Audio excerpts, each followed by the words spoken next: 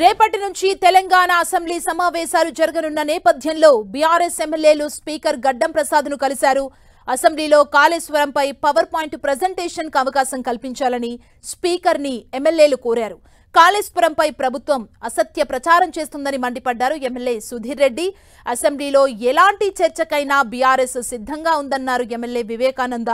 కాళేశ్వరం ప్రాజెక్టుపై జరుగుతున్న అసత్య ప్రచారాన్ని తిప్పికొడతామన్నారు. కాళేశ్వరం మీద సత్యాలు ఈ ప్రజలకు తెలవాలంటే పవర్ పాయింట్ ప్రజెంటేషన్ని అసెంబ్లీలో మాకు అనుమతించండి.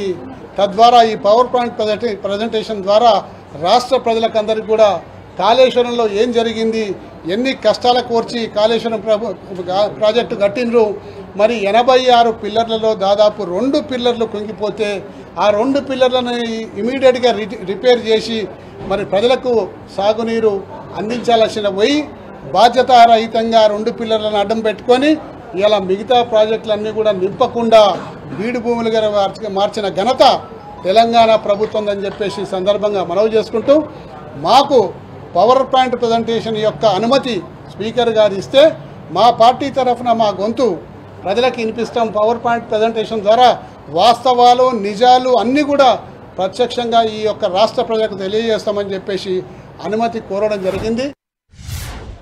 చర్చకి ఎప్పుడైనా సిద్ధంగా ఉన్నది బీఆర్ఎస్ పార్టీ.